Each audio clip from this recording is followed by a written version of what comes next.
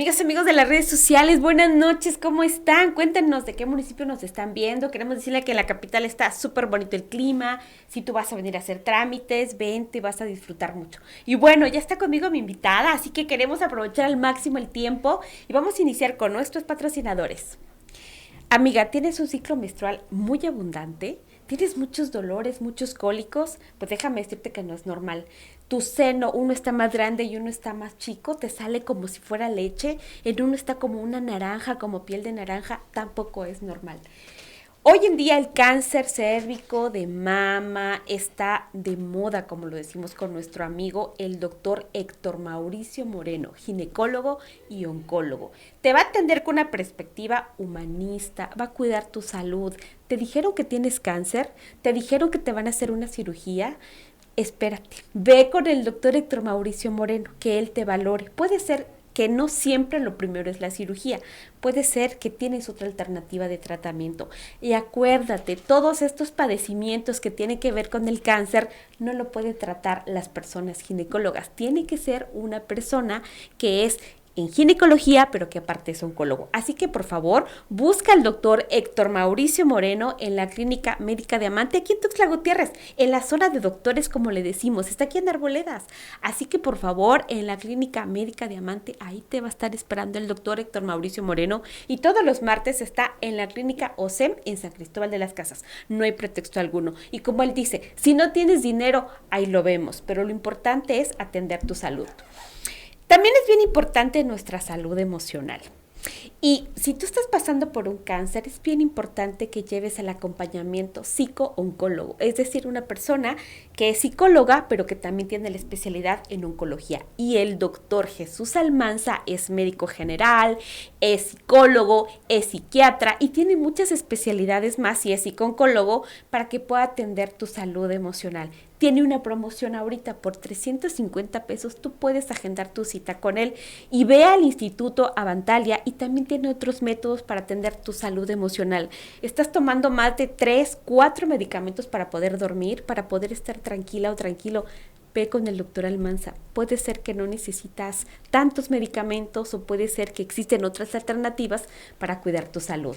Hablar de la salud emocional también es bien importante como cuidar nuestro cuerpo. Así que Avantalia es una alternativa en Chiapas para poder atender nuestra salud y tienen una línea de atención geriátrica. Tienen todo un montón de cosas bien bonitas. Visítalos y dime cómo te fue. Cuéntanos si te gustó todo el método que ahorita está llegando a Chiapas respecto a nuestra salud emocional. MK Digital, ¿te gustan los likes? ¿Quieres crecer en redes sociales? ¿Tienes un proyecto social, político? ¿Eres emprendedor, emprendedora, empresaria o empresario y quieres aprovechar las fiestas decembrinas? ¿Quieres vender todo lo que tú quieras? Cuenta con MK Digital. Son los mejores haciendo marketing. Déjame decirte que no siempre es muy caro pagar por el marketing. Llámanos al 961-204-1463 y saca tu cotización. Y te vuelvo a repetir, puede ser que es muy barato. ¿Vas a abrir un restaurante? ¿Te vas a casar? Cuenta con MK Digital para hacer tu marketing. Te van a estar esperando. Y si dices, vi esta publicidad en el programa Mi Vida en una Hora, te van a hacer un descuento. Así que aprovecha. Y MK, los mejores haciendo marketing. Ahorita regresamos.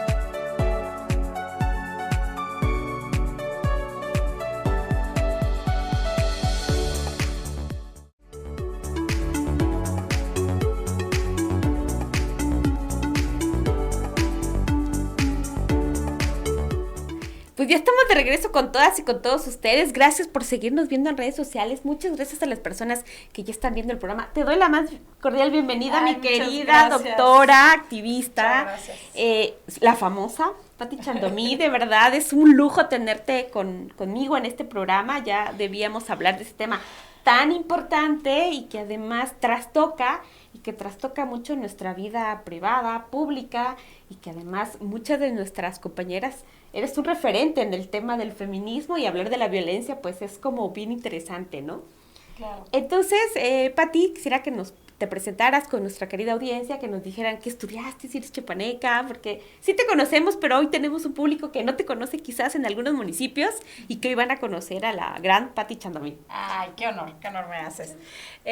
Bueno, mi nombre es Patricia de los Santos Chandomí, pero mejor conocida como Pati Chandomí, pero soy de los Santos Chandomí. Sí, porque a veces la familia de mi papá me dice, ¿por qué te quitas el de los Santos? Bueno, y yo soy de Cintalapa, aunque vivo actualmente en San Cristóbal. ¡Wow! Y radico entre semana en Tuxtla. Yo estudié la carrera en Ciencias de la Comunicación. ¡Ah, eres comunicóloga! ¡Oh, mira, eso es nuevo! Sí, después hice la maestría en Ciencias Sociales con especialidad en género. También hice el doctorado en Ciencias Sociales con especialidad en género en el CESMECA, UNICACH. Y después, el famoso CESMECA. Sí, y después hice la licenciatura en Derecho, una maestría en Derecho Constitucional y Amparo. ¿Eres abogada? Sí. Muy bien. Y lo que he hecho desde hace como, no sé, tal vez 20 años, es acompañar, en un principio muy rudimentariamente, a las mujeres que viven violencia masculina. Y bueno, eso me llevó también a estudiar Derecho para comprender mejor, entender el abugañol, claro. Que luego es otro idioma. Y bueno, ya he estado como inmersa en el tema, me profesionalicé, además de este acompañamiento artesanal que yo le digo que empecé a hacer solo con la intención de hacerlo, pero que no sabía yo ni cómo.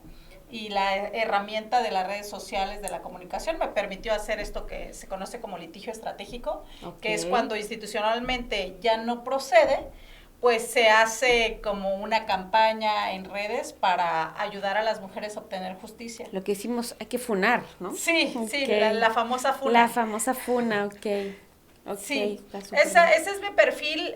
Actualmente colaboro con la Universidad Autónoma de Chiapas en temas de transversalización del género. Ay, qué bien. Sigo haciendo trabajo de acompañamiento. Hay una crítica ahí que las personas que estamos en las instituciones ya no nos debemos nombrar activistas, como que hay una separación y a mí me parece prudente, sano para la convivencia. Sin embargo, sí es necesario caminar juntas todas. Las que llamamos feministas institucionales, aunque dicen que eso es un oxímoron. Es todo un reto. Sí, las académicas, las activistas, las víctimas, las familiares de las víctimas, sí podemos articularnos y caminar juntas. Sí, deberíamos, ¿no? Que vuelvo a repetir, es todo un reto porque pues hay muchos temas que trabajarnos entre nosotras, pero bueno, interesante pues toda tu trayectoria, mi querida doctora, y vamos a iniciar porque el tema de hoy es bien importante. Estamos ante la ola institucional, social, política, de lo que implica el famoso 25N, que tiene que ver con un día que todos los 25 se conmemora la no violencia contra las mujeres, y que bueno, pareciera ser que es un tema que se está de moda, que se puso de moda, y el color naranja es lo que hace alusivo a este día. Sin embargo, las estadísticas no nos dejan mentir. Hablamos de la violencia, el gobierno está hablando de la violencia, la sociedad está hablando de la violencia, pero no vemos a la baja, todo lo contrario. Es lamentable el número de feminicidios en Chiapas, que lo dice la prensa, lo dicen los medios de comunicación, y pues el gobierno obviamente lo dice poco, pero lo dice. Entonces, si no me equivoco, hasta el mes de octubre, noviembre, iban 28 feminicidios. Bueno, contando el de ayer. Y el de ayer, o sea, 29. Hablo desde octubre, yo me quedé con el número 28. Y en estos días, justamente, en estos últimos 2 días amanecimos en no sé dónde, no sé cuántos municipios, otros más feminicidios. Entonces, ¿qué está pasando? O sea, ¿cómo? Y además estamos hablando de, es tiempo de mujeres, llegamos todas, vamos a hablar de la violencia por acá, la violencia por allá, pero está haciendo el efecto al revés. O están denunciando más, o se está haciendo más público, más casos que antes no se hablaba, pero cada vez hay más violencia. Entonces pareciera ser que está haciendo un efecto al contrario. Entre más hablamos de la violencia, entre más hablamos que las mujeres ahora tienen derechos, entonces hay más violencia hacia los cuerpos en las mujeres. Y bueno, estamos hablando de la violencia extrema, que es el feminicidio, y que es lo que ha hecho también que muchas activistas, feministas y demás salgan a las calles, pero Desconocemos, por ejemplo, el número de mujeres que van a denunciar a las fiscalías. Ayer en la mañanera daban un número que me pareció muy poco, no sé si pudiste verlo, 5,000 llamadas al 911 por violencia física y que se da en el hogar. Entonces tú, ¿cómo? Solo, o sea, está bien, pero dices tú, bueno, de esas 5,000 llamadas, ¿cuántas realmente reciben atención de manera inmediata por parte de, pues, de la seguridad pública? ¿Cuántas proceden para una carpeta de investigación? ¿Cuántas son sancionadas? Y entonces es como un peregrinar. Administraciones van, administraciones vienen y seguimos hablando de la violencia contra las mujeres y hoy le ponemos el componente y las niñas, ¿no? Claro. Entonces, quisiera empezar con esto, Patti, doctora Patti, cuando hablamos y cuando platicábamos tú y yo, vamos a hablar de las estrategias para luchar contra las violencias, porque no solamente es una hacia las mujeres, y tú desde tu perspectiva académica, desde lo que a ti te toca ver, ¿qué está pasando? ¿Qué entendemos por violencia? ¿O qué está entendiendo el gobierno y la sociedad por violencia? Bueno, la violencia tiene una definición, ¿no? Y es un daño intencional para provocar una afectación a una persona, ¿no? Es algo intencional, no es algo que no esté planeado. Y somos una sociedad con mucha tolerancia a la violencia. Me parece que no es que haya más violencia, más bien tenemos más mecanismos para nombrar violencias que antes no se veían y que se suman los nuevos contextos, por ejemplo, lo digital. Es un nuevo escenario que nos ubica a un nuevo tipo de violencia, la cual a lo mejor nuestras abuelas ni siquiera se enteraron que la posibilidad que pudieran exhibir una foto suya, que pudieran ser chantajeadas, o sea, hay nuevas categorías de violencia y nuevas conceptualizaciones. Lo que antes era piropo callejero, ahora es acoso sexual callejero, se están renombrando violencias, machismos cotidianos, micromachismos, y nos está dando un amplio abanico de conceptualización. Sin embargo, es un reto muy difícil por varias cosas. Bueno, una, que la violencia es estructural, o sea, las instituciones funcionan con base a la violencia y el sometimiento de las mujeres. Que yo creo que eso es bien importante que nos podamos comentar con nuestra audiencia. ¿Por qué la violencia es estructural? Porque de repente a veces no lo entendemos o no se entiende. Mi querida Patti, si puedes profundizar, ¿por qué es estructural la violencia? Y que es así de, Porque hay estructuras sociales, llámese escuelas, los discursos, la arquitectura, pensada desde el ser masculino. Mucho tiempo los baños estaban tan pegados, la taza, por decirlo así, de la puerta, porque estaba pensado para hombres. Los baños de los restaurantes, de los espacios públicos, ni siquiera había un perchero para colgar la bolsa. Entonces, todo esto es estructura, la discursividad religiosa, la discursividad policíaca, la discursividad universitaria, son estructuras donde las mujeres no estuvimos dando decisiones, decidiendo sobre los recursos. Entonces, hemos estado fuera de esas estructuras. Y hoy, si bien nos hemos incorporado a las mujeres a la policía, a las universidades, a los ejércitos, lo hemos hecho de forma artesanal y en espacios obreriles, o sea, no estamos llegando a mandar en esas estructuras. Un ejemplo, si ahorita la audiencia que nos está viendo y nosotras nos moviéramos a un museo, veríamos que la gran mayoría de obra expuesta sería de hombres, sí, claro, ¿no? Y eso es algo estructural y también que se fomenta la ginopia, que es la imposibilidad de ver el aporte de las mujeres en lo intelectual, en lo económico.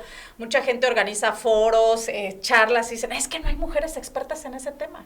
Y te lo aseguran, te lo firman, cuando a estas alturas de todas las disciplinas del conocimiento humano ya hay mujeres expertas, pero no las quieren ver. Incluso nosotras mismas reproducimos eso cuando vamos a una biblioteca y a quien vamos a leer generalmente son hombres. Es más, mucho de nuestro discurso que nos sale son discursos masculinos, porque ellos son los que nos forman en las universidades, en nuestras lecturas, y eso es estructural, o sea, es la estructura del Estado. Exactamente, que evita la participación de las mujeres, que no solo es el Estado, sino que trasciende también lo cultural. Cuando en un evento, incluso, no sé, una lectura de libros, pero la mayoría de presentadores van a ser hombres, ¿no? Y las mujeres van a estar ahí pasando el café, adornando la mesa, pero no en su función de protagonistas. A eso le llamamos esta violencia estructural, donde las mujeres no están tomando las decisiones y se llegan a insertar a dinámicas que fueron inventadas por los hombres. Incluso nosotras hablamos de horarios patriarcales, que en muchos trabajos te mandan a llamar a las 11 de la noche, cuando saben que las mujeres cargan con el trabajo de cuidados y que les va a ser difícil. Ahora que vienen los tiempos de campaña, muchas de las candidaturas se discuten en las cantinas o en los restaurantes, y muchas mujeres, el que entren a estos espacios pues les implica cierto estigma y violencia. Entonces, la violencia estructural persiste, ¿no? Las mujeres nos estamos insertando y no estamos decidiendo cómo están funcionando estas estructuras. Ok. Es como interesante este punto que pones sobre la mesa. Entonces, este poder patriarcal que tú nos estás comentando, que viene desde la estructura social, económica, política, y que pues lo aprendemos desde niñas, que tenemos una instrucción desde niñas para aceptar incluso, para aceptar estos modelos que son sobreimpuestos socialmente. Pero entonces, ¿existen estrategias para hacerle frente? Y en esta diversidad de mujeres, mujeres indígenas, mujeres afro, mujeres con discapacidad, mujeres que están en la esfera pública, porque pues entre calladitas se ven más bonitas. Entonces, ¿cuáles serían entonces las estrategias para hacerle frente a estas violencias contra nosotras? Yo voy a usar una metáfora y digo que hay una píldora que se llama feminismo, que está estigmatizada la palabra.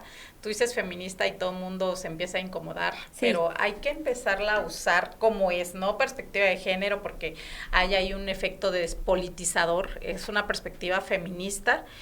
Y decimos que es feminismo, es la lucha organizada de las mujeres a favor de sus derechos. Y cuando tú dices yo no soy feminista, quiere decir yo no quiero mis derechos, porque todos los derechos que tenemos las mujeres que estamos aquí, que están viendo el programa, los tenemos gracias al feminismo. Sí. Y el feminismo no tiene letras chiquitas, ¿no? Postdata, y ahora vamos a asesinar hombres o a someterlos. Que no es para nada eso. Sí, y no, yo decía, no existen las feminazis, o sea, no existen mujeres haciendo jabón de hombres, ni haciendo campos de concentración de hombres, o sea, no existen las feministas. Y sí hay feministas que pueden caernos bien, que pueden caernos mal, que su discurso nos puede o no gustar, pero la lucha es legítima, ¿no?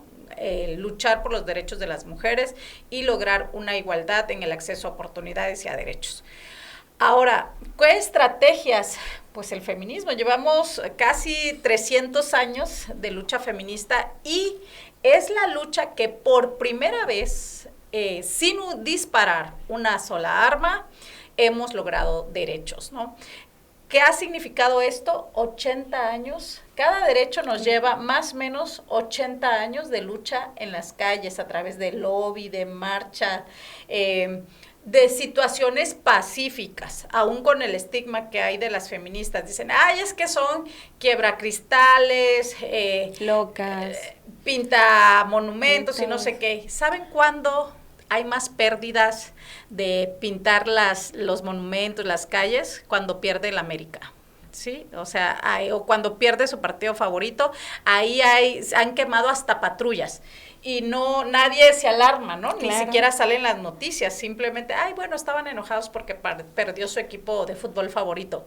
Pero cuando se trata de feministas siempre hay un estigma. Yo digo, el feminismo es la estrategia efectiva de lucha contra la violencia hacia las mujeres y que ha ayudado a conceptualizar violencias que antes no estaban reconocidas. Recordarás que antes el feminicidio se llamaba crimen pasional. Exacto. Y gracias al feminismo se ha logrado redefinir y además tipificar como una conducta delictiva y de las más castigadas del Estado mexicano. Y eso ha sido gracias al feminismo.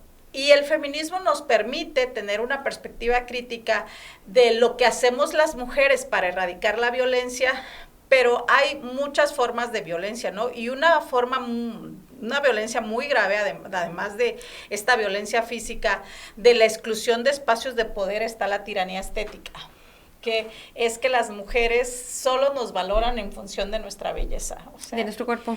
y de nuestra juventud, de tal suerte que este patriarcado odia la vejez de las mujeres, ¿no? El que tengan canas, que tengan arrugas. Yo no puedo creer que existan cremas antiedad a partir de los 25 años, ¿no? Y las mujeres, dice Marcela Lagarde en su libro Claves Feministas para Entender el Amor Romántico, que el 25% de nuestro recurso de las que generamos un ingreso, porque la mayoría trabajamos, pero no todas tenemos un ingreso, se nos va en cuestiones estéticas. Pues somos muy buen mercado para las grandes firmas y las grandes marcas de cosméticos y demás. Las mujeres somos muy buen negocio para estos temas. Sí, bolsas, zapatos, el cabello, todo tiene un mercado para traumarnos de que no somos suficientemente bonitas y que hay que... Y no solo es el recurso, yo también estimo en tiempo. Cuánto tiempo perdemos tratando, hasta la palabra a mí me hace mucho ruido, de arreglarnos como si estuviéramos descompuestas. Yo le llamaría producirnos tal vez, y cómo a partir de esta producción satisfacemos una de las necesidades que nos ha fomentado el patriarcado, que es la aprobación masculina de, sí está bonita, ¿no? Pero eso nos ha impedido formarnos intelectualmente, producir conocimiento, descansar incluso. Yo tenía una vecina que se levantaba a las 4 de la mañana para laciarse el cabello y perdía 2 horas diarias de su vida, que son 10 horas a la semana, bien que podía usar para descansar más, para leer, no lo sé, y producir cosas intelectuales, hacer inventos, estar con su familia, estar con sus amigas, no lo sé, pero es un tiempo que se le regala a esta tiranía estética, ¿no? Y esa es otra forma de violencia, y tomar conciencia de eso, porque los hombres existen, ¿no? Yo no me imagino un auditorio de hombres con fajas, o con tacones para que no se les note la panza, ¿no? O sea, pueden ser físicamente, no tienen esta tiranía estética como sí la tenemos las mujeres, y tenemos que estar lidiando con vernos bonitas, vernos atractivas, ser inteligentes, producir, generar, facturar. Hay muchas cárceles, hay muchas opresiones para las mujeres, pero el feminismo sí es una estrategia para luchar contra estas opresiones. Me parece que le has dado como al clavo el hablar de que una primera estrategia es hablar de lo que implica ser feminista o lo que es los estudios de feminismo, porque se ha usado también desde el ámbito político para hablar de el partido de lo de derecha, lo que quiere la izquierda, y entonces al final terminamos perdiendo las mujeres, ¿no? Porque nos han puesto como las malas, porque pedimos aborto seguro para no morir, porque pedimos esto, porque hoy estamos hablando de violencia vicaria, porque hoy estamos hablando de participación política y demás, y versus violencia política, razón de género. Pero ¿te parece a ti también que, aparte de, también qué tendría que hacer el gobierno? Porque toda esta violencia también lo ha generado el gobierno y los partidos políticos cuando nos empiezan a poner a nosotras a la mitad de sus estrategias políticas, como tú lo dijiste, las feminazis, las que queremos esto. ¿Qué otra estrategia tendría que hacer el gobierno para reconocer los estudios de género o el feminismo como la clave para el desarrollo de las mujeres también? Y para parar, yo te puedo asegurar que el gobierno hoy en día tampoco va a poder parar con la violencia, no sabe cómo hacerlo. Está destinando recursos, sí, está capacitando quizás, están haciendo, sí, pero no sabe cómo va a parar las violencias. En tu experiencia, ¿qué estrategias tendría que hacer el gobierno para usar el feminismo y poderse tomarlo para poder avanzar en su estrategia para erradicar la violencia? Porque, ojo, mi querida audiencia, hoy el gobierno tiene la obligación ya no solamente de prevenir, atender, erradicar la violencia contra las mujeres y las niñas. Palabra no mayor, palabra impresionante de decir, erradicar. Lo que tú nos dijiste es bien interesante, porque el mismo gobierno fomenta estas cárceles para las mujeres. Hoy vimos, por ejemplo, gobiernos municipales, estatales, poniéndole la corona a las Miss Universos, festejando un triunfo de Miss Universo, politizando un triunfo de Miss Universo, reproduciendo los roles y los estereotipos de género. Y cuando les dices, bueno, ¿qué política pública va a haber para quienes trabajan en el trabajo sexual? No, pues es que eso nadie quiere hablar, ¿no? Así como de, ay, no, es incómodo, ¿no? Entonces, ¿qué tendría que hacer para retomar como una estrategia el feminismo desde una parte de política pública? Bueno, en primer lugar, facturar, ¿no? O sea, hay que a la estrategia de prevención y de diseño de políticas públicas hay que darle dinero. Ah, sí. Sin dinero eso es una ficción, ¿no? O sea, puedes poner personas expertas, pero si ni siquiera le pones un automóvil con gasolina y para que anden, pues... Pides mucho. Sí, o sea, eso sería como súper importante. Punto número 1. Punto número 2, poner a gente que le sepa, ¿no? Punto número 3, no basta con que le sepa, necesita tener un compromiso, una trayectoria a las personas. Y número 4 es que muchas veces las feministas son vistas como enemigas, ¿no? O sea, ellas nos van a trolear, ellas no arrastran el lápiz, ellas solamente te van a criticar. Y yo creo que hay que salir de ese estigma. Okay. O sea, porque desear a un gobierno que le vaya mal en su estrategia es pues desear que a todas nos vaya mal. Claro. O sea, que tenemos que hacer que funcione. Tenemos que ayudar. Sí, y lo otro es que también muchas veces la ignorancia de las personas que luego ocupan estos espacios de erradicación de la violencia en fiscalías, en las secretarías, en las direcciones y todo, hace que haya cierto temor hacia las feministas, ¿no? De me van a venir a criticar, que hago malas cosas, que no sé qué. Entonces cierran la puerta y cuando yo pienso que hay que tener un vínculo con la sociedad civil, ¿no? Con la sociedad civil que se aporta.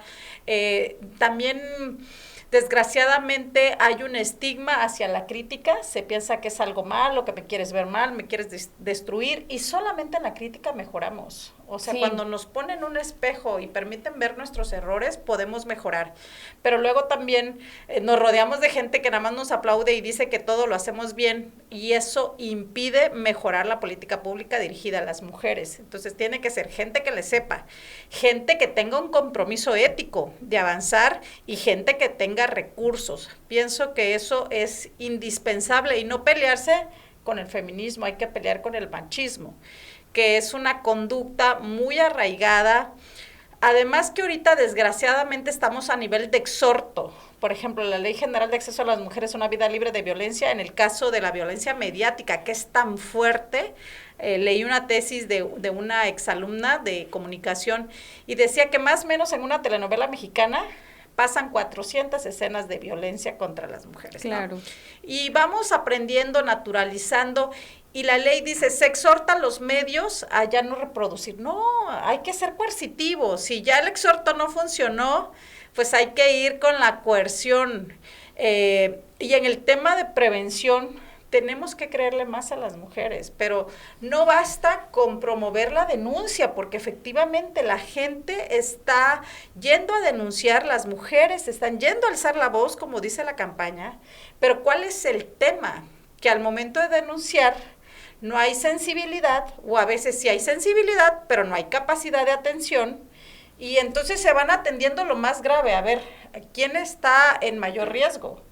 Pero las violencias como tocamientos, como acoso, como hostigamiento, se van viendo como no importantes. Conductas menos importantes. El que te rompan el celular, que te griten en la calle, que te empujen, y se empieza a categorizar. Entonces necesitamos una reingeniería, pero no solo reactiva de las conductas que ya pasan, sino en el tema de prevención de la violencia. Y mucha gente dice, empieza en la casa. No, eso es en todas partes. Así como llevamos cívica, ética, historia en la primaria, así deberíamos llevar género, así deberíamos llevar feminismo en la primaria, en la secundaria, en la prepa, en la universidad.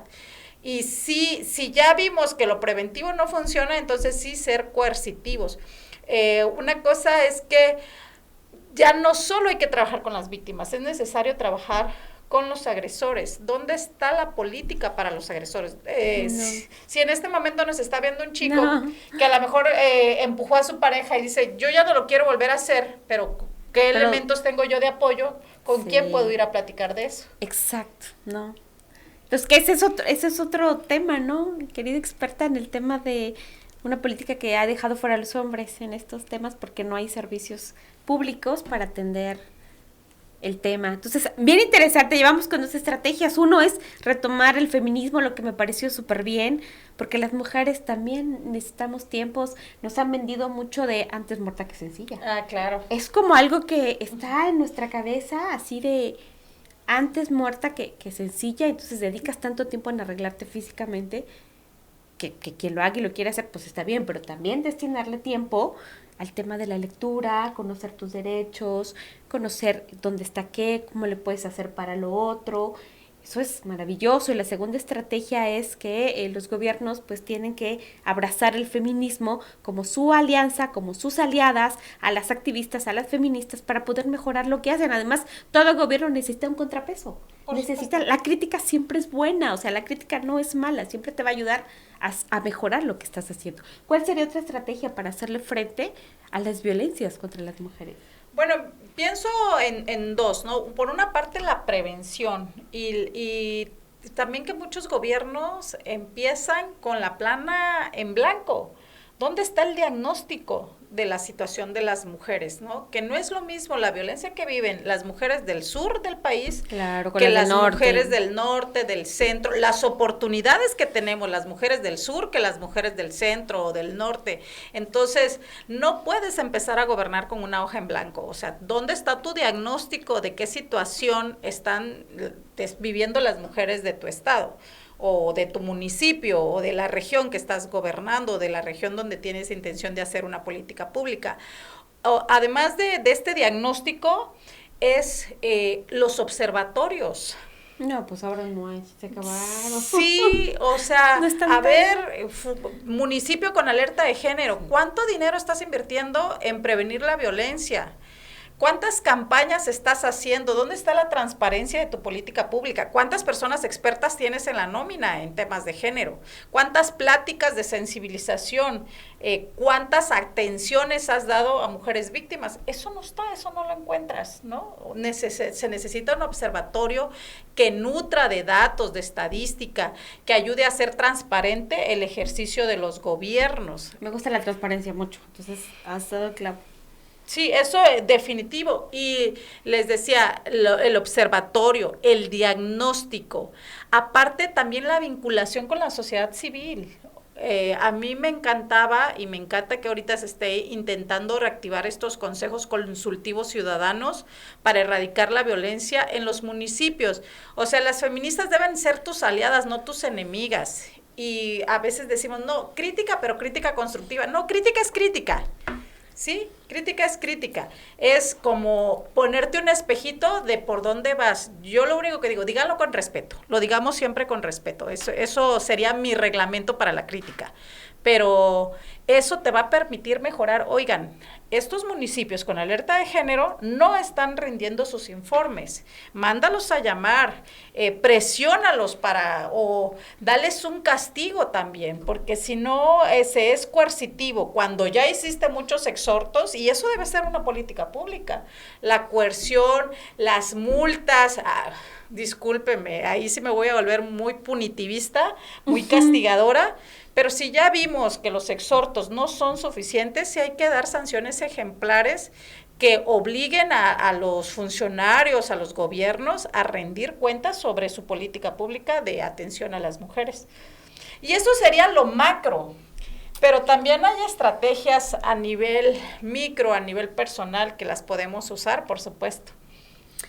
Creo que has tocado un tema coyuntural que es la transparencia. Y que, bueno, si no mal recuerdo, Jalisco es el único estado que puso en su política de transparencia la falta de cumplimiento de los derechos humanos.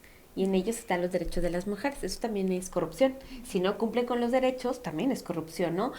Y bueno, creo que es también dentro de la transparencia, la buena voluntad política, como se le llama, ¿no? Porque también estamos cansadas de ver la usurpación, por ejemplo, de los hombres indígenas en los cargos de las mujeres.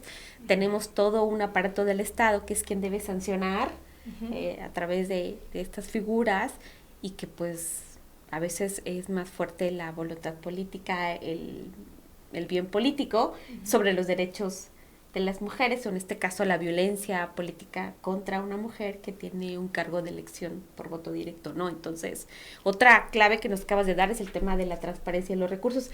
En ¿cómo ves el tema ahorita de la etiquetación de los recursos para la atención de la violencia contra las mujeres a nivel estatal, federal y municipal? Actualmente, ahorita que estamos hablando de tiempo de mujeres. Pues sin duda se tiene que hacer transparente. A ver, ¿en qué lo estoy gastando?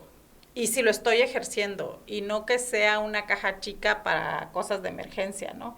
Y que se piense que es algo menor. No solo capacitar a las mujeres, también los hombres tienen que aprender a vernos como iguales, y no como ahí vienen estas otras a hablar de sus temas, como que si fuéramos, decía Kate Millett en su libro Política Sexual, que la hembra humana, que tiene sus contradicciones decir hembra humana, pero bueno, decía, se asemeja más a la hembra vaca, a la hembra coneja, que a su par, en este caso, el hombre, ¿no? O sea, somos humanos, compartimos la misma especie, deberíamos tener los mismos derechos, pero siempre es como decía Aristóteles, ¿no? Que la mujer es un hombre sin cabeza o es un hombre inacabado. Y todavía en pleno siglo XXI, de repente te das tus viajes al siglo XVIII con algunos argumentos de compañeros que piensan que las mujeres calladitas nos vemos más bonitas, que somos unas exageradas, que todo nos cae mal. A mí, por ejemplo... Que estamos hormonales. Sí, o dicen, ¿sabe qué? Voy a dejar la puerta abierta porque luego lo acusan a uno de acoso sexual. Y yo así nada más por les digo, pues si es usted un acosador, sí deje la puerta abierta, ¿no? O sea, situaciones como de pensar que lo que estamos pidiendo es exagerado, es odia a hombres, y no, o sea, lo que odiamos es el machismo, la discriminación y la exclusión de nosotras de los espacios donde se están tomando las decisiones. Y no queremos venganza, queremos justicia, o sea, no queremos la inversión de papeles, definitivamente. Y que eso es como bien importante dejarles claro a quienes están odiando en este momento a los derechos o el feminismo, o porque hablamos de estos temas, no queremos el lugar donde ellos están ni hacer lo que ellos hacen. La verdad es que no estamos buscando eso. Exactamente, y es bien difícil porque luego se ponen a la defensiva de ya viene esta odia a hombres y sí. en una comunidad hablaban en Tzotzil y nos presentaban y me daba risa que nos decían la choca hombre con esa traducción. Y digo, si pudieran en castellano también, y sí, nos dicen feminazis, nos dicen cosas muy feas, pero de fondo lo que hay es esta resistencia a aceptar que las mujeres somos seres humanas, que tenemos derechos y que debemos tener posibilidades de dar todo nuestro potencial humano, ya no más ginopia, ya no más patriarcado, ya no más machismo. Y justamente aumenta la violencia porque las mujeres estamos ganando derechos. Decía Kate Millett también en su libro Política Sexual que el patriarcado tiene 3 patas y como nunca en este momento de la historia de la humanidad está tambaleando, que es la maternidad. Desde el 2020 en México ha disminuido la tasa de natalidad. Y va a seguir. Sí, y ya las mujeres ya no se compran de que la realización está en la maternidad. Sí.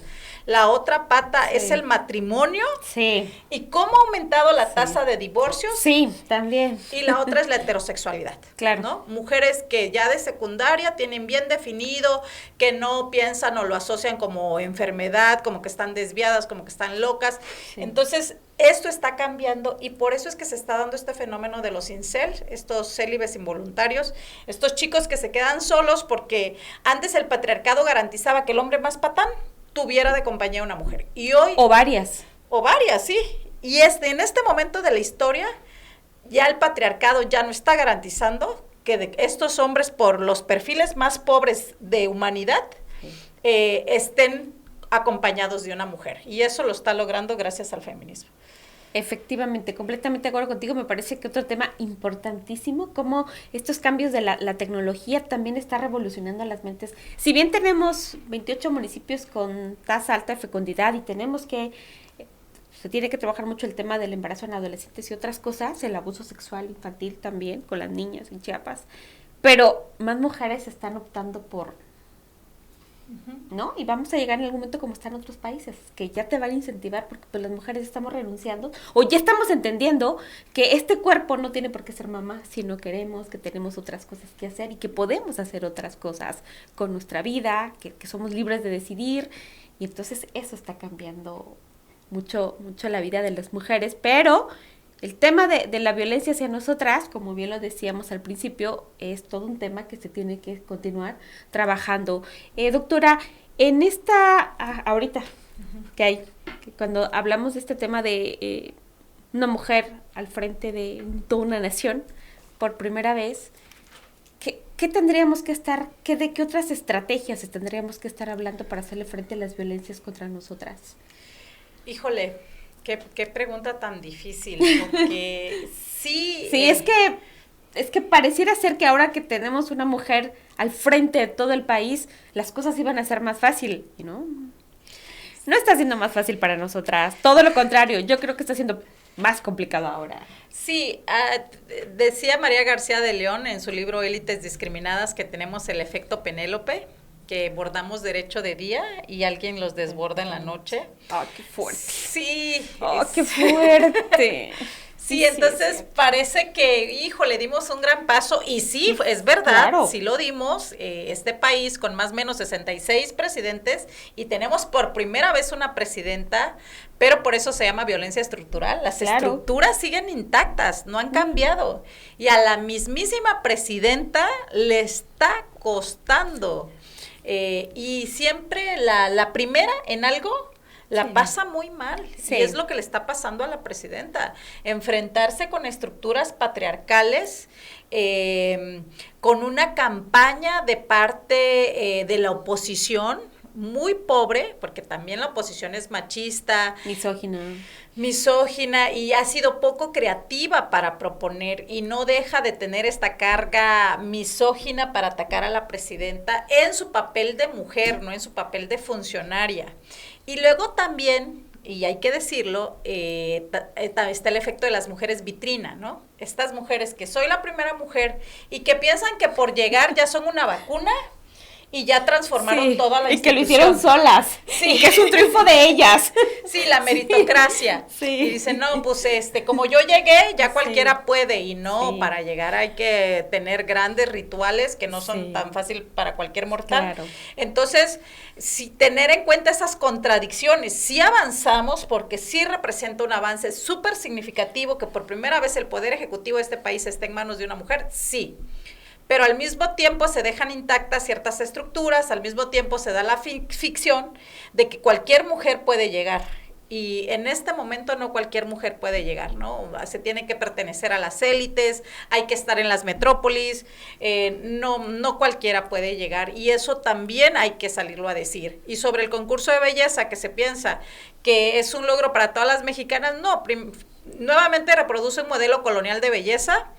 Se producen o se reproduce, se refuerza nuevamente el racismo, estas élites que vienen de otros países, de las matrices coloniales y que vienen a vivir aquí y entonces se cree que ese es el prototipo de belleza de las mexicanas cuando es un modelo muy alejado y que eso no representa, no impacta en el avance colectivo, que ese es el feminismo, no es hacer que una mujer llegue, es cómo colectivamente todas las mujeres avanzamos y ganamos derechos. Efectivamente es súper interesante tu aporte y bueno, dentro de todo esto ha tenido mucho auge, por ejemplo a nivel de gobierno se le denomina Año de la Mujer Indígena y se supone que ahorita es Año de la Mujer Indígena, pero ahí cuando hablamos de hacia las violencias hacia ellas es otro tema y yo les mando un saludo a las mujeres indígenas que hoy están viendo el programa porque sé que hay varias conectadas que están así como querer saber qué va a pasar. En el caso de ellas, ¿qué estrategia tendríamos que hablar para la lucha contra las violencias hacia las mujeres indígenas? Porque ya tienen otro panorama. Otro panorama aquí en Chiapas, las de Chihuahua, las del norte, las de Oaxaca, todas.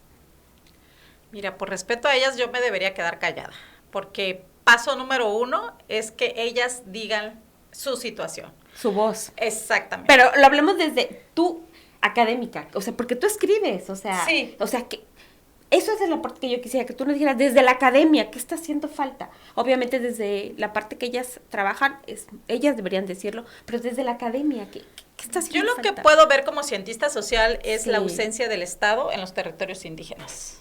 O sea, las universidades deberían estar en los territorios indígenas.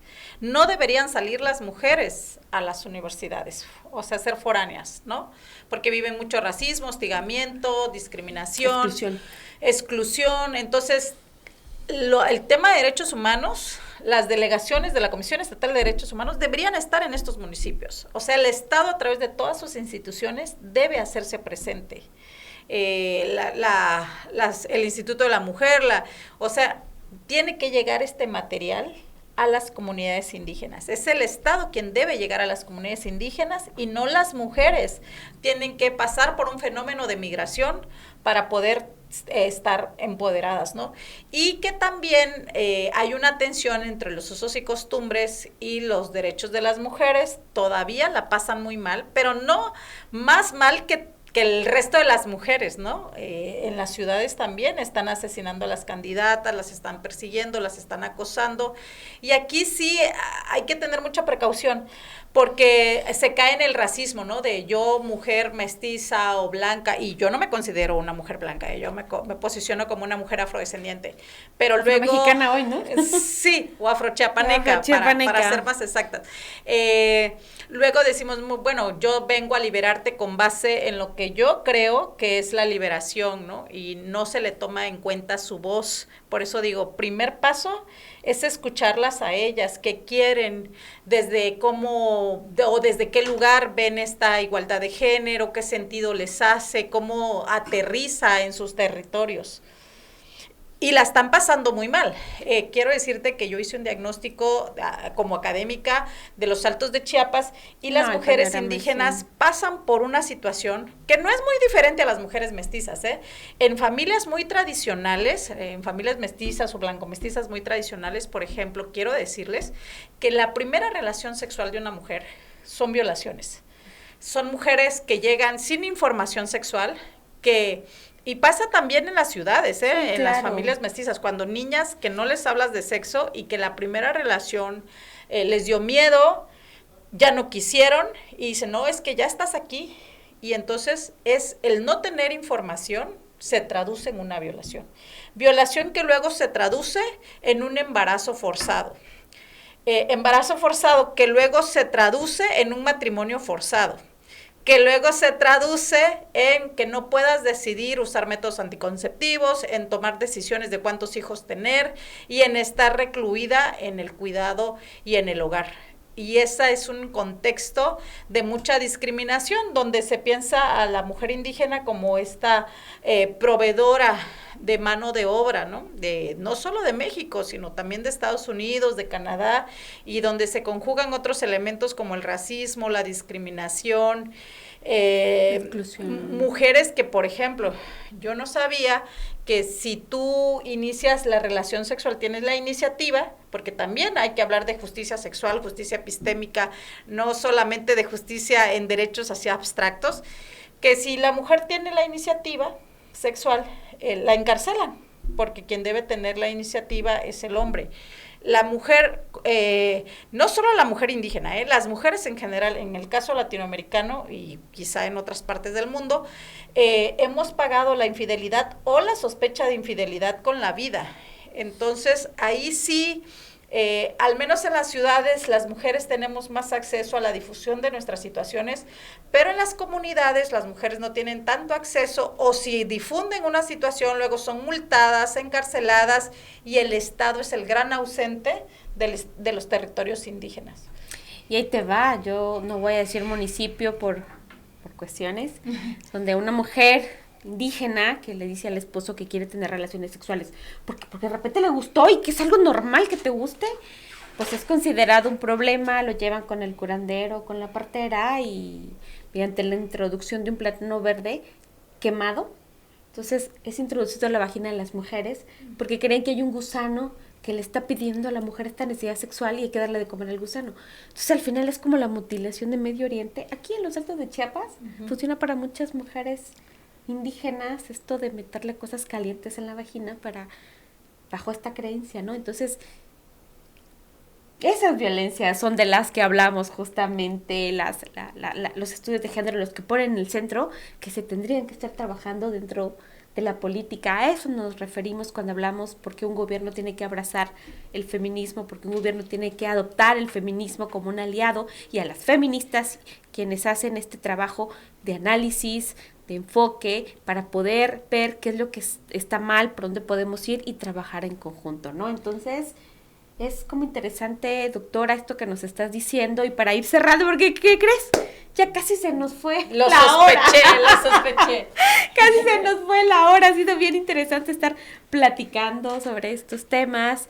¿qué otras estrategias tendrían que hacer? Bueno, una recomendación desde tu formación, la Secretaría de las Mujeres, no solamente la Secretaría de la Mujer en Chiapas, porque además tiene un trabajo titánico, con poco personal, poco recurso, y estar casi mendigando los recursos. Los municipios, porque ellos tienen que tener también sus... pues sus áreas de género, y a veces las pobres que las más castigadas son esas áreas, las áreas de género, son las ellas quieren hacer algo, ni oficina tienen, que eso yo creo que es lo primero de las estrategias desde la parte gubernamental cuando hablamos de las violencias, y desde también la fiscalía, que, o sea, ¿qué tendrían que estar haciendo? Y no es porque no nos gusta lo que están haciendo, es porque queremos visibilizar esto que hace falta, porque queremos que las cosas cambien. Mira, yo le diría efecto Shakira, facturar. O sea, esto no va a caminar sin recursos. Pero hubo recorte en el Congreso del Estado, al Híjole, presupuesto de la Secretaría de las Mujeres. Es que sin recursos esto es una ficción. O sea, si crees que con 3 pesos vas a erradicar la violencia contra las mujeres, adiós, bye. O sea, eso no va a pasar. Punto número 2 es poner a gente que le sepa, ¿no? A gente que haga planes, que conozca el asunto, hazte acompañar de esas personas, no las veas como enemigas, haz vinculación con sociedad civil, hay académicas, hay activistas, organizaciones no gubernamentales que estarían dispuestas a sentarse para que esto funcione. No desearle que le vaya mal al gobierno, a cualquiera que sea en el tema de las mujeres, es un balazo en el pie, porque es desear que a todas nos vaya mal y queremos que esto funcione. Y no romper nunca el diálogo con sociedad civil y como dice la chaviza, ¿no? Soporta, o sea, tienes que soportar la crítica y solo en la crítica podemos construir y no pensar este tema como un tema menor o un tema que hay que flojera atender. Esto es una prioridad, es un tema de política pública y hay que entrarle. Es un tema que se ha abandonado, es un tema, pero que ya está en su punto álgido. No, aquí no tienes de otra, o lo atiendes, y tiene que ser con creatividad, con amor y sobre todo con recursos. Y con decisión, ¿no? Uh-huh. Porque hoy tenemos muchas leyes. ¿Qué leyes? Chiapas ha avanzado mucho en materia de legislación, o sea, de verdad que ya hay muchas leyes, pero necesitamos que se cumplan. Sí, definitivamente, pues, porque a veces la ley es muy bonita, pero te digo, a esa ley hay que darle infraestructura, a esa ley hay que darle personal, a esa ley hay que darle sensibilización, hay que hacer también trabajo de monitoreo, de seguimiento. A lo mejor una política pública fue muy buena, pero ya está superada para el contexto y no funciona. Ese trabajo de evaluación, de rendición de cuentas también hace falta en el tema de las mujeres. Pues muy buen punto. Otra estrategia es el mecanismo de rendición de cuentas y también de hacer más ciudadanos a los gobiernos, salir el diagnóstico, de hacerlo de manera diferenciado por los tipos de mujeres, ¿no? No todas necesitamos lo mismo. Aquí en Chiapas, las que viven en la capital no necesitan lo mismo que las que están en la costa ni las que están en la zona norte. Como decimos, para que nuestro público lo entiende, un traje a la medida, que eso es la interseccionalidad cuando hablamos de estudios de género y demás, pero es hacernos a cada mujer, obviamente no a cada porque no pueden, pero sí a cada grupo de lo que tenemos en Chiapas, en base a las necesidades. Y creo que has dicho la palabra mágica, presupuesto. Sin presupuesto. Sí, es ficción porque, o sea, te digo, tan básico, y no estoy hablando, págale millones, como pagarías un concierto de un cantante, no, estoy hablando, ponle una camioneta para que esa persona pueda trasladarse, dale presupuesto para papelería, para impresiones, para mapeos, a eso me refiero, no estoy diciendo que las feministas se enriquezcan, digo, y no estaría mal que se enriquezcan como los futbolistas, como los artistas, pero que también se aporte y sea visto como algo valioso y no como algo que le toca a las feministas y que además que lo hagan gratis, ¿no? Sin duda que es un trabajo vocacional, pero que implica también cierta dedicación, cierta expertise, y no solamente es para las feministas, es para las mujeres que son tus ciudadanas, que son quienes te van a dar los votos y que son gran parte importante de los gobiernos, hoy que tenemos más gobernadoras, que tenemos una presidenta y más que estamos diputadas, más evolucionando directoras. Y que próximamente va a ser un gobierno de mujeres, pero ojalá que sea un gobierno de mujeres que no tenga los parámetros patriarcales. Va a estar difícil. Sí, ese es el otro gran reto. El otro gran reto va a estar difícil. Sí. Porque también para llegar a esos cargos no llegamos todas. No, definitivamente. Entonces, definitivamente. Hay un tema, hay un componente de clase. Sí, claro. Y sería injusto exigirle a las mujeres que lleguen por otra vía, porque también los hombres llegan por esa vía. Claro. ¿No? Por el compadrazgo, por el amiguismo, por la lealtad política. Pero si ya están ahí, compañeras, hagan algo. Sí, exactamente. Sí. Si ya están ahí y que sean aliadas, que no desconfíen, que tiendan estos puentes generacionales, que tiendan estos puentes de comunicación con sociedad civil, que vean qué temas sí se pueden sacar con las posibilidades que tienen en su momento, ¿no? Con los intereses políticos que tienen que cuidar, pero si hay pasión y vocación, sí se sacan los temas. Efectivamente.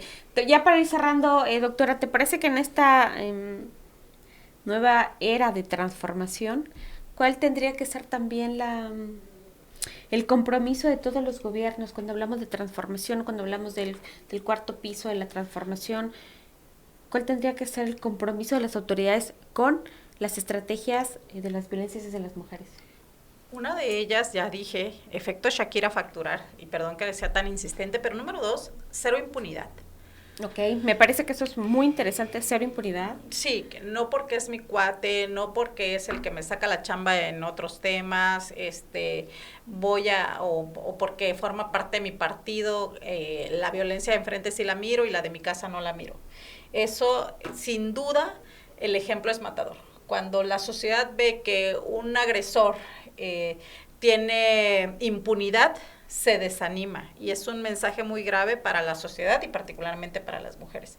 Eso tiene que ser un elemento fundamental, cero impunidad para los violentadores. Y bueno, los violentadores, los acosadores, los deudores alimenticios, o sea, que veamos que existe una justicia real, ¿no? Porque hoy en día, pues se supone que ningún deudor debería de tener un cargo político, y pues esperemos que así sea, o sea, no, pero que existan esos mecanismos de transparencia. Sí, un banco de agresores, de acceso público, que ahí también yo sé que es un tema que se contradice con la confidencialidad, con la protección de datos personales, pero tenemos que ser más creativas en la protección de los derechos de las mujeres. A lo mejor chicos que ya estén sentenciados, y lo digo en masculino porque son los grandes violentadores, no quiere decir que eventualmente haya mujeres violentando a otras mujeres. Y también se me pasó comentarte que hay como estrategias a nivel personal, y bueno, yo manejo 11, pero voy a decir nada más 3, por el tiempo, que no sé cuánto tiempo ya tenemos. Nos quedan 3 minutos, adelante. Caray, ahí voy, acelerador. Diles. Una de ellas es amarnos a nosotras mismas. Ay, qué complejo, qué fácil decirlo, pero aplicarlo, eso es muy bueno. Sí, porque nos han enseñado a odiar nuestro cuerpo, a no tomar decisiones sobre él, ¿no? Y les decía, hay que amar nuestro cuerpo, agradecerle que todos los días nos hace movernos, agacharnos, y amarnos tal como somos. Nosotras no tenemos por qué cumplir un cierto patrón, o sea, si te gusto, está bien, si no te gusto no me importa, o sea, sí, no tengo por qué tener esa aprobación. La otra es que tenemos que ser generadoras de conocimiento, ya no podemos seguir reproduciendo el conocimiento masculino en todas las áreas de la disciplina humana. Tenemos ya que producir conocimiento desde la perspectiva de ser mujeres y la experiencia de ser mujeres en un sistema patriarcal. Y te digo, son 11, pero nada más voy a decir 3. 6 al menos. Aprovechemos esos minutitos y luego leemos los comentarios del siguiente programa. Bueno. La otra, yo le digo ser macheteras, ¿no? ¿Qué quiero decir? Si a mí me costó sacar el doctorado, si a mí me costó en la academia por sus rituales, que a las de atrás les cueste menos, no les tiene que costar lo que a mí me costó. Ese efecto yo le llamo ser macheteras, ¿no? Esas 3. La otra, una cuarta, es conocer nuestra historia. Tenemos que leer a las mujeres, incluso indagar de nuestras ancestras, qué hicieron, qué aportaron, tenerle paciencia a la narrativa de las mujeres de la tercera edad, aprender de ellas, rescatar nuestra historia como mujeres, ¿no? Eso como un quinto elemento, y yo cerraría con ese sexto elemento de ser autocríticas. No por ser mujeres somos una perita en dulce, no por ser mujeres no tenemos defectos, no por ser mujeres no reproducimos violencia, claro. No por ser mujeres no somos patriarcales. Entonces, ser autocríticas también en cómo nosotras reproducimos y a veces nos insertamos en dinámicas violentas. Esas serían las 6 de 11. Está genial, están como bastante buenas las últimas que nos dijiste, porque es justo lo que necesitamos las mujeres, reencontrarnos con nosotras mismas. Y me parece bien bonito lo que tú dijiste, ver nuestra historia. Quizás nuestras abuelas fueron bien valientes, enfrentaron muchas cosas, y puede ser como incluso nuestra ancla para hacer otras cosas. Nos han enseñado a que lo que hacen las mujeres no tiene un valor, que lo que hacen las parteras es mejor lo que hace un ginecólogo, una ginecóloga, y no es cierto, no siempre, sí es bueno, claro, pero reencontrarnos con nosotras es también un reto, también es romper con ciclos cuando nos reencontramos entre nosotras. Pues la verdad que te agradezco muchísimo, doctora Pati Chandomí, por darnos todos tus conocimientos, aportarnos todos tus conocimientos el día de hoy. Ya nos diste varias estrategias, tanto para el gobierno, que es como la parte importante, la sociedad, porque no todo es tarea del gobierno, también como sociedad tenemos que entrarle a muchos temas, y también a título personal, que tenemos que hacer nosotras las mujeres, porque no, esto de romper los ciclos de violencia tiene que empezar con nosotras mismas, y eso es lo más difícil. Es bien fácil estar aquí, tú, pero no ver cómo estamos nosotras, ¿no? Entonces, te agradezco mucho este diálogo. Y ya por último, para que cierres con algún mensaje con las compañeras y compañeros que están conectados, de verdad que están así como comentando, porque ya no vamos a poder leer sus comentarios. Muchísimas gracias porque están conectados. Para el siguiente programa los vamos a leer. Ya para cerrar, un mensaje para nuestra audiencia que te está viendo el día de hoy. Por supuesto, se me olvidó una estrategia que yo amo mucho y que es decir nuestra palabra y hacer uso de la voz, que es lo que estamos haciendo en este momento. Hay que agarrar el micrófono, y eso es una metáfora para decir, hay que decir lo que pensamos, aunque nos dé miedo, aunque nos dé inseguridades, hay que decir lo que pensamos. Este ejercicio es bien bonito. Pues muchas gracias. Pues muchas gracias, amigas, amigos, por vernos, por seguir conectados, y nos vemos el próximo jueves en su programa Mi Vida en una Hora. Y muchas gracias, te agradezco infinitamente por la invitación. Por haber venido, muchas gracias. Y bueno, amiga, amigo, amiga, tienes mucho sangrado, de verdad, te duele mucho, te dijeron que tienes cáncer y estás pasando por una situación muy complicada. No te preocupes, busca al doctor Héctor Mauricio Moreno en la Clínica Médica Diamante, y todos los martes está en la Clínica OSEM en San Cristóbal. De verdad, es una persona con una atención humana. Todas las pacientes siempre nos están hablando muy bien de su modelo de atención, así que por favor, si te van a hacer una cirugía porque tienes cáncer, espera, ven a una segunda opinión. Acuérdate que una persona ginecóloga no va a atender esos problemas, tiene que ser un ginecólogo, oncólogo, porque hoy en día de eso depende salvar tu vida o no. Así que por favor, vamos a atendernos todas con el doctor Héctor Mauricio Moreno. Nuestra salud emocional es importantísima también como la física. Cuidar nuestros pensamientos, cuidar lo que le damos a nuestra cabecita es vital. Así que el doctor Jesús Almanza, que es médico, psicólogo, psiquiatra y psicooncólogo, está para atenderte. Ya lo hemos tenido en el programa, has visto que maneja una perspectiva de derechos humanos increíble, viene con una formación de Estados Unidos, de la universidad que está formando a psicólogos y oncólogos, así que por favor vayan con él, tiene una promoción. Por 350 pesos tú puedes tener una sesión completa con él. Tiene también una serie de aparatos para ayudarte con problemas en el cerebro. Y si tú estás tomando muchos medicamentos psicóticos para poder dormir, para poder estar tranquilo, ve con el doctor Jesús Almanza. Puede ser que no necesitas tanto. MK Digital, los mejores haciendo marketing, saca tu cotización, si te gustan los likes, si quieres aprovechar las fiestas de Sembrín y vender, haz y ve con los mejores que te van a hacer marketing. Y nos vemos la siguiente semana. Que descansen, hasta luego.